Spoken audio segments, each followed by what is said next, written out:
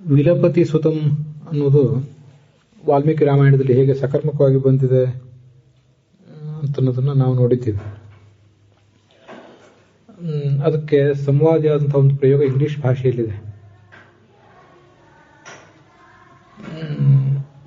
Grew ಅಂತ ಒಂದು ಕ್ರಿಯಾಪದ, ಅದು ಸಕರ್ಮಕವಾಗಿಯೂ ಇದೆ, ಹಾಗೆ ಅಕರ್ಮಕವಾಗಿಯೂ ಇದೆ, ಟ್ರಾನ್ಸಿಟಿವ್ ಆಗಿಯೂ ಮತ್ತು ಇಂಟ್ರಾನ್ಸಿಟಿವ್ ಆಗಿಯೂ.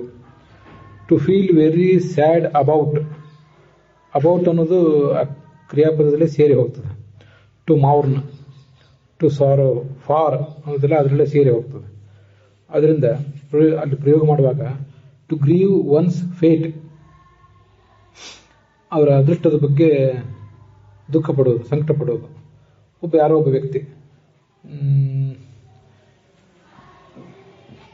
ಹಿ ಗ್ರೀವ್ಡ್ ಹಿಸ್ ಓನ್ ಫೇಟ್, ಅವನು ತನ್ನ ಅದೃಷ್ಟದ ಬಗ್ಗೆ ದುಃಖಪಟ್ಟ,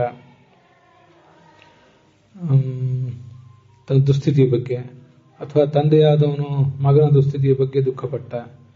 the father grieved his son's fate ಅಂತ ಹೀಗೆಲ್ಲ ಅದನ್ನ ಪ್ರಯೋಗ ಮಾಡಬಹುದು. ಹೀಗೆ ಗ್ರೀವ್ ಅಂತ ದುಃಖ ಪಡುವಂತ ಅರ್ಥ.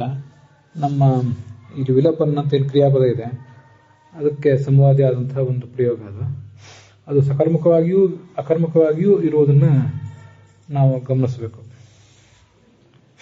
ಹಾಗೆ ಪ್ರಯೋಗಗಳು ಮುಖ್ಯ. ಧಾತು ಮೂಲತಃ ಸಕರ್ಮಕವೋ ಅಕರ್ಮಕವೋ ಅಂತ ಅನ್ನೋದು ದೊಡ್ಡ ವಿಷಯ ಅಲ್ಲ. ಪ್ರಯೋಗಗಳು ಮುಖ್ಯ ಅಂತ ಅನ್ನೋದನ್ನು ನಾವು ಗಮನಿಸಿ ಆ ಪ್ರಕಾರ ಅದನ್ನು ಬಳಕೆಗೆ ತರಬೇಕು.